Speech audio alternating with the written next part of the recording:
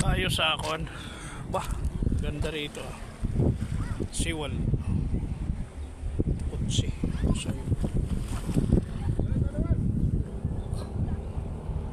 Ayun. Ayun. Balik tayo. Hello mga kaibigan, pagandang hapon sa ating lahat. Malubog ng araw. Nasaan ang araw? Ayun o.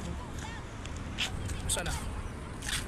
Wala, hindi makita. Mas masyado. Hindi maulap.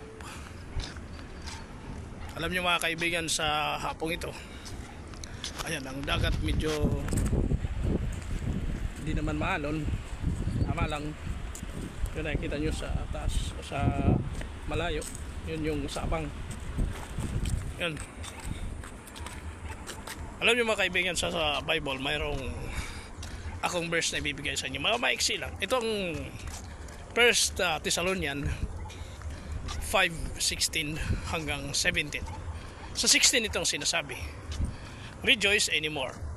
Sa 17, pray without ceasing. Alam nyo mga kaibigan kung ano ang ibig sabihin nito? Napakasimple lang. Na kung tayo ay magsasaya lagi, ayaw kasi ng Panginoon na ang tao malungkot lagi. Gusto niya kahit nang tayo ay hindi mayaman ng tao, no? Laging magsaya sa Panginoon. Yung kasayahan kasi natin espiritual eh. Meron man tayo saya dito sa sanlibutan, pero ginagamit natin yung kasayahan na yan para sa Panginoon. At ano pa ang sabi sa 17, tayo'y laging manalangin nang walang patid.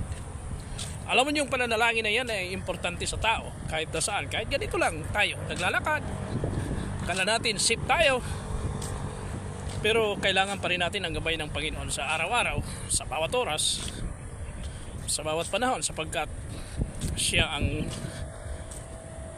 nagmamayari sa atin. Kaya ang ating panalangin na walang patid, ito ay nangangahulugan na ating communication sa Kanya ay tuloy-tuloy.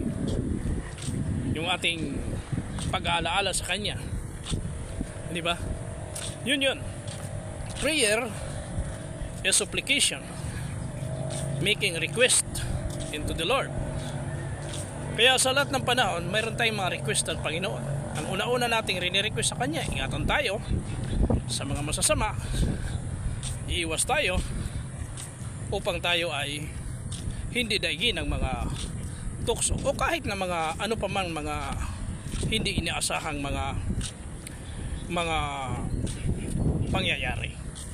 Yun ang gusto ng Panginoon, na tayo ay laging nakakunik sa Kanya. Kaya dito mga kaibigan at mga kababayan, napakasimple ang kahilingan ng Bible sa bawat isang tao, sa bawat isa sa atin. Na yung ating panalangin sa Amang Siyawi sa Kaharian ng Langit, sa pamamagitan ng ating pananampalataya sa ating Panginoong tagapagligtas, ang nag-iisang bugtong na anak na si Yeshua Messiah. Magandang hapon sa ating lahat. Pagpalain tayo ng ating Panginoon.